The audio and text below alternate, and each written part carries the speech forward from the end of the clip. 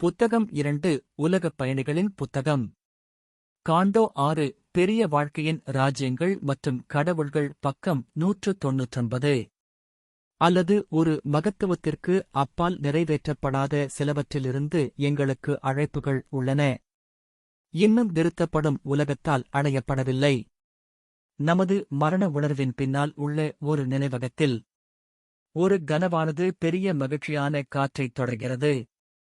மகிழ்ச்சி மற்றும் அன்பின் இலவச இதயங்களைச் சுற்றி சுவாசிக்கிறது. நம்மால் மறந்துவிட்டது, இழந்த காலத்தில் அழியாது.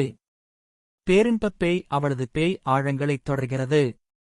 ஏனென்றால் இதுவரை இருந்த போதிலும் அவள் தங்களுடைய இலகுவான மற்றும் மகிழ்ச்சியான ஆசையின் சாம்ராஜ்யத்தையும் அவளுடைய ஒளிரும் சொர்க்கத்தின் இனிமையிலும் அவளுடைய அழியாத பேரானந்தத்தின் ராஜ்யத்தில் கடவுளின் மானத்திற்கும் மௌனத்திற்கும் இடையிலுள்ள அவளது ராஜ்யத்தில் அவளிடம் இருந்து அழகும் வலிமையும் மகிழ்ச்சியும் அவள் இன்னும் நினைவில் இருக்கிறாள்.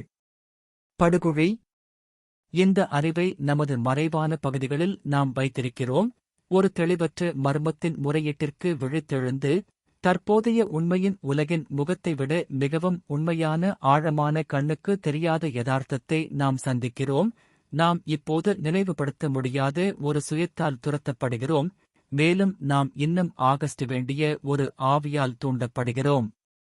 தன் ஆன்மாவின் சாம்ராஜ்யத்தை இழந்தவனாக இந்த அபூரண சிருஷ்டியைத் தவிர நம் பிறப்பின் சில கடவுள் காலத்தை நாம் திரும்பிப் பார்க்கிறோம். மேலும் இந்த அல்லது தெய்வீக உலகில் நம்பிக்கையுடன் சொர்க்கத்தின் பொறுமை காத்தவர்களிடமிருந்து இன்னும் மீண்டு வருவோம் என்று நம்புகிறோம். நம் மன மறதியால் நாம் என்ன இழக்கிறோம்? நம் வாழ்வியல் இயற்கையான மகிழ்ச்சி, நம் இதயத்தின் மகிழ்ச்சியை துக்கமாக மாற்றிக்கொண்டோம். உடலின் சிலிர்ப்பை வெறும் பலிக்காக மாற்றிக்கொண்டோம். அதற்கான ஆனந்தம் ஒரு தெளிவற்ற அந்துப்பூச்சி எரியும் ஒளிக்கு ஏங்குகிறது. நம் வாழ்க்கை ஒருபோதும் வெற்றி பெறாத வெற்றியை நோக்கி செல்லும். மகிழ்ச்சிக்காக ஏங்கும் இந்த அலை, திருப்தியற்ற பலன்களின் இந்த ஆர்வக் கொந்தளிப்பு, முன்னோக்கி முயற்சிக்கும் நம்பிக்கைகளின் நீண்ட தூரக்கோப்புகள், சொர்க்கம் என்று அழைக்கப்படும் நீல வெற்றிடத்தை வணங்கும் கண்களைத் தூக்கி ஒருபோதும் வராத தங்கக் கையைத் தேடி. புத்தகம் 2 உலகப் பயணிகளின் புத்தகம். காண்டோ 6 பெரிய வாழ்க்கையின் ராஜ்யங்கள் மற்றும் கடவுள்கள் பக்கம் 200. அனைத்து படைப்புகளும் காத்திருக்கும் வருகை. நித்தியத்தின் அழகான தோற்றம். அது காலத்தின் பாதைகளில் தோன்றும். இன்னும் நமக்குள் நாம் நம்பிக்கையை மீண்டும் எழுப்புகிறோம். ஓ, நிச்சயமாக ஒரு நாள் அவர் நம் அழுகைக்கு வருவார். ஒரு நாள் அவர் நம் வாழ்க்கையை புதிதாக உருவாக்குவார். அமைதியின் மந்திர சூத்திரத்தை உச்சரிப்பார் மற்றும் விஷயங்களின் திட்டத்தை முழுமைப்படுத்துவார். ஒரு நாள் அவர் வாழ்க்கைக்கும் பூமிக்கும் இறங்கி நித்திய கதவுகளின் இரகசியத்தை விட்டுவிட்டு உதவிக்காக அவரிடம் அழும் ஒரு உலகில் ஆவியை விடுவிக்கும் உண்மையைக் கொண்டு வாருங்கள். அதுதான் மகிழ்ச்சி, ஆன்மாவின் ஞானஸ்நானம், அன்பின் நீட்டப்பட்ட கரம். ஒரு நாள் அவர் தனது அழகின் பயங்கரமான திரையைத் தூக்கி உலகின் துடிக்கும் இதயத்தின் மீது மகிழ்ச்சியைத் திணிப்பார். மேலும் அவரது ஒளி மற்றும் ஆனந்தத்தின் இரகசிய உடலை வெளிப்படுத்துவார். ஆனால் இப்போது நாம் அறியப்படாத இலக்கை அடைய விழைகிறோம்.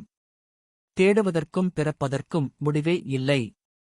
இறப்பதற்கும் திரும்புவதற்கும் முடிவே இல்லை. இலக்கை வெல்லும் வாழ்க்கை பெரிய நோக்கங்களை கேட்கிறது. தோல்வியடைந்து இறந்த வாழ்க்கை மீண்டும் வாழ வேண்டும். அது தன்னை கண்டுபிடிக்கும் வரை அதை நிறுத்த முடியாது. வாழ்வும் மரணமும் உண்டான அனைத்தும் செய்யப்பட வேண்டும். ஆனால் அப்போதும் ஓய்வு என்று யார் சொல்வார்கள்? அல்லது கடவுளின் உன்னத மகிழ்ச்சியின் ஆழமான மார்பில் நிதானமும் செயலும் ஒன்றுதான். அறியாமை இல்லாத ஒரு உயர்நிலையில் ஒவ்வொரு இயக்கமும் அமைதி மற்றும் பேரின்பத்தின் அலைகள். கடவுளின் சலனமற்ற படைப்பு சக்தியை ஓய்வெடுங்கள். முடிவில்லாதத்தில் ஒரு சிற்றலை மற்றும் பிறப்பு நித்தியத்தின் செய்கை. உருமாற்றத்தின் ஒரு சூரியன் இன்னும் பிரகாசிக்க முடியும் மற்றும் இரவு அதன் மாய ஒளியின் மையத்தை வெளிப்படுத்த முடியும்.